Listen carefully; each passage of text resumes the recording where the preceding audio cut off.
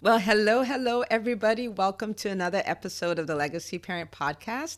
I have an amazing guest on, Dr. Maria Trent Corey, and Oh, she is the author of a brand new book. She's going to tell us all about who she is and the book, and we're going to kind of go into the story behind it, and you're going to get a lot of nuggets and, tips to, take care of your kids and help them become who you want them to be, right? You want them to be the best versions of themselves. So this is going to be so good. So welcome to the show, Dr. Corey. thank you so much, Dr. Una. I really appreciate the opportunity to sit and talk with you about my new book. And you are Absolutely. just a joy. You are glowing. Oh, well, thank you. And I'm looking forward to this conversation because I haven't read the book yet because it just came out. But I've seen you do a few videos on it. I was like, what? Let's talk about this. So I'll have you introduce yourself to the listeners. Sure. So, as you said, I'm Dr. Maria Trent Corey. I'm a board certified child, adolescent, and adult psychiatrist based out of Annapolis, Maryland.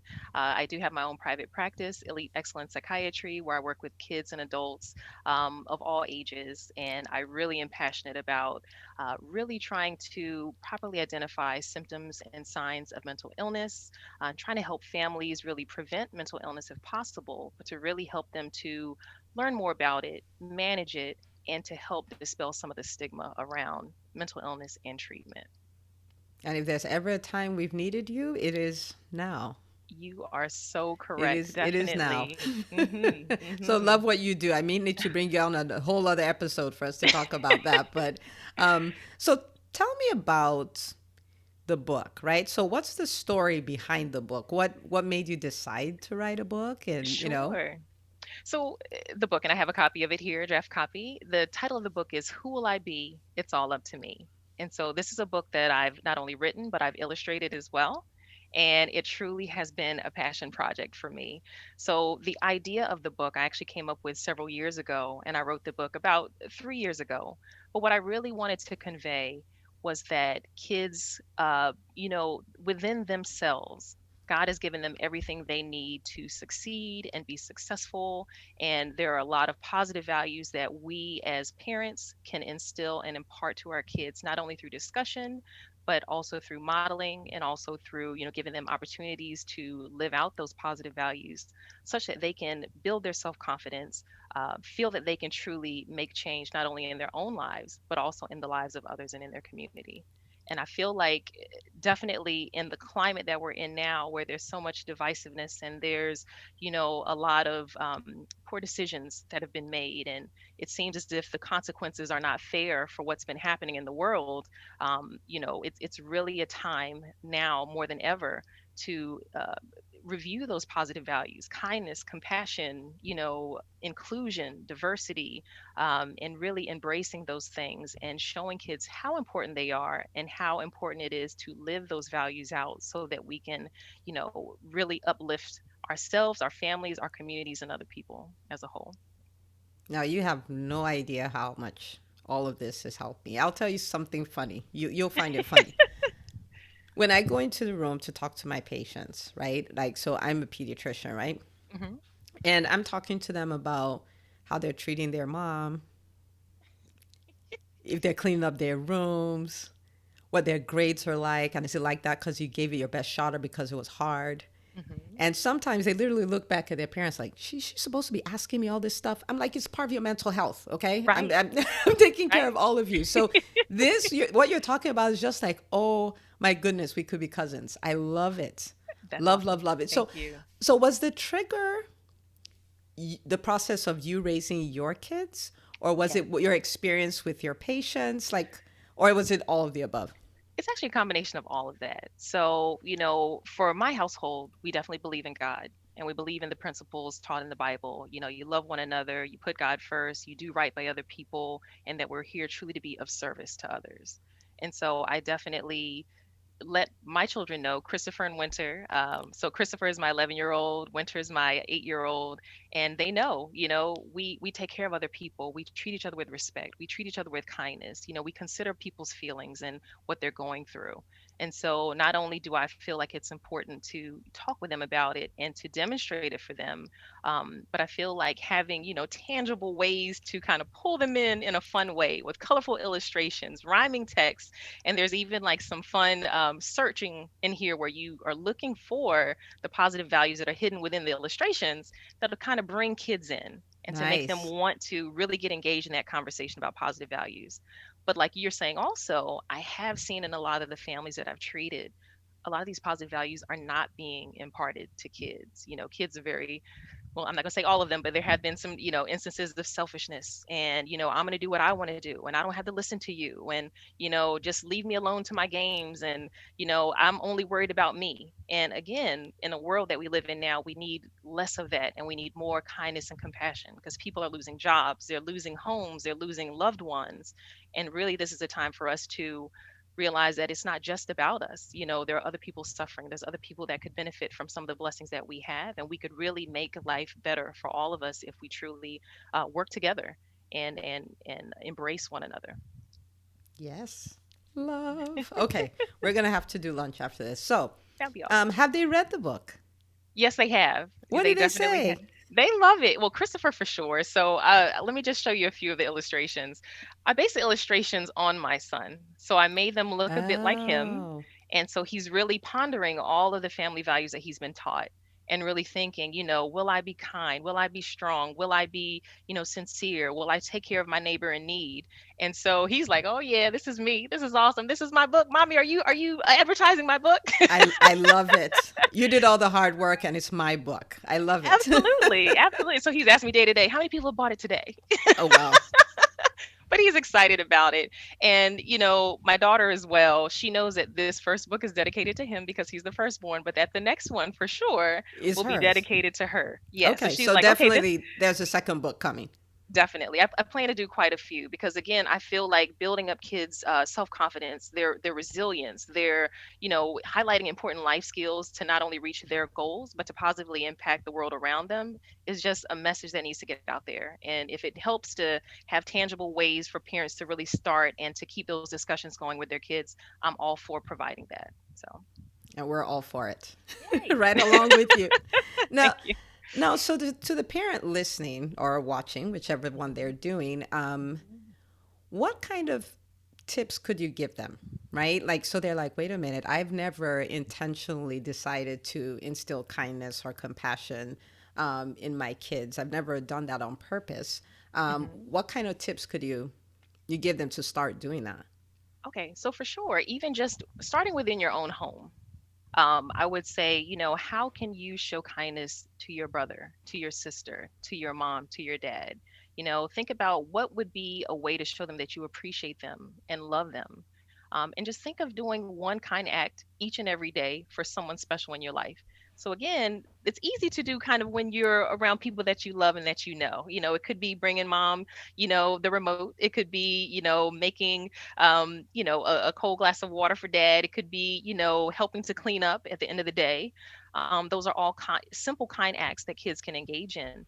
But I really love it when we can even extend that kindness outside of the home. And we Yeah. may be thinking, well, what about, so for instance, in Texas, they're having this horrible winter storm and, no power, no heat.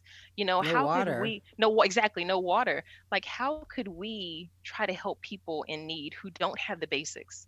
And really thinking of gratitude. Wow, we have all that. It is cold, but it's not as cold as it is there. We still have water. We still have power. We still have all these things. How can we make a difference to help them and to try to improve their life? Could we find, are there fundraisers? Are there, ways that we can send supplies to people? Can we put up money for someone to stay in a hotel or be able to travel to another state, or something like that? But definitely having those discussions with your kids, having them come up with creative ideas of how to be kind to other people, and even just demonstrating, let them see you, reaching out to, whether it be people in Congress or people, mayors or whatever, and really advocating for people to get services and aid and help, or let them see you bringing groceries to a neighbor who may not have the money or food available. It really makes a difference. Love, love it. Thank All you. right. So model it and start having those conversations and also trigger some thinking on their side so they can Yes. come up with some ideas. I love it. Yes. I love all of Yes. that. Thank Okay. you. Now, so someone reads the book, a kid Hmm. reads the book, Hmm. 11-year-old buys it. That's right. And what would be the top? I know it's hard because you have a lot of juicy lessons in there, right? And your illustrations are lessons and all of that. But what would be the top? Let's say 1 to 3. What would be the top lessons you want them to walk away from the book with? Okay. So the top lessons for sure. I want them to know that once they learn what positive values are for them and their families, and once they're able to incorporate that into their daily living, it will help them to be empowered and feel more confident and feel better able to reach their own goals for themselves. I think also having an understanding of those positive values and being confident that you can live those values, it will also make you feel better, empowered and able to make a difference in the lives of other people. And I think it also will help us all to come together and to truly embrace diversity and embrace that we can learn something from other people. We don't know it all. And even the least among us have something that we can learn from and something that we could be taught to better understand and get along and to, better coexist with others. Okay, enough said. We just need to buy the book. Just buy the book. Just buy the book. Okay. All right. So, where do people find the book, and what ages would it be ideal for? Okay, so the book, it's marketed for ages 5 through 10, but definitely the message in the book is applicable to anyone. I mean, you could definitely start early with very young ones. And again, the pictures and the rhyming text are going to kind of draw them in and searching for the positive values within the pictures. But definitely, these are values. So, for instance, like vision, um, curiosity about the world around you, kindness, compassion, integrity, being a peacemaker, encouraging others, respecting others. These are all the positive values that I've highlighted in the book. And I think it's applicable to people of all ages. So I And some really, parents are like, all of that, I need that book, right? That's a right, lot of right. great values. Yeah. That's a lot of great values. Absolutely. But definitely, so marketed more so towards, kids really three and up, three to 11 or so, but definitely applicable to anyone. Love it. And where would they find it? Okay, so it's currently available on Kindle now. However, it will be available in paperback on Amazon this Saturday, February 20th. So definitely please pick it up Okay. and enjoy. Yes. Yes, yes, yes. And tell them the name of the book again. I love it. Yes, Love, so the love, name love of the it. book, Who Will I Be? It's All Up to Me, written and illustrated by Dr. Maria Trent Corey. There we go. All right, people. So listen, this is a really good resource, and it can jumpstart those conversations and discussions that Dr. Corey was talking about. So you can start instilling those values on purpose. Getting our kids well educated is one part of their development, but in the real world, they need more development. Just that is not enough, right? So if they have these values and they have integrity and they have respect and love and kindness and all of that, it takes them further than some people with even a better education will go, because these things in the real world, they matter. So go get the book, buy the book, and shout out Dr. Corey when you do. And Oh, thank you. I'm going to put you on the spot a little bit here because um, I don't, it's not typical that physicians write and illustrate their books. Okay. Hmm. So I'm going Hmm. to have you tell me and the audience about your non medical skills, because I know a few of them. I think one day I was like, okay, is there anything you don't do? Oh, you're so sweet. Right? Okay. So you write, you illustrate, and I'll let you take it from there. Sure. Well, I mean, I just love art. I love music. I love dancing, especially Afro beats. I love Really? fitness. Okay. Yes, yes. I love fitness.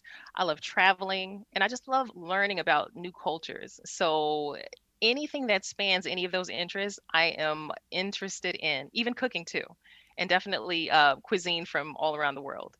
So I just really love to experience life in its totality. I like to experience new people, new cultures. Like I said, I truly embrace diversity and really seek to instill that in my kids. And I really believe in whole health, not just mental health, not just physical health, but spiritual health as well, and finding a balance in your life such that you're able to be your best self. I love it. And when you listen to her say she loves, she means she does. Okay. So when she says fitness, she's really working at that fitness. When she says music, she plays the violin, right? You did a Oh, video of you playing the yes, violin. She yes. does a lot of stuff. She's pretty impressive. So go get the Thank you so book. much. And this episode, this is a really powerful, powerful episode that, years from now, you can look back and say, look, this was when in my family, we started being intentional about developing these other quote unquote soft skills in our kids. So share it with another parent in your life and get the book and get it for a cousin who has kids and get it for a grandma who has grandkids and share the love. Okay. And, thank you so much, Dr. Corey, for coming on the show. This was really, really good. Thank you so much, Dr. Una. Always a pleasure. Yeah. All right, people. So see you on the very next episode of the Legacy Parent Podcast. Go share it and go buy the book. Bye.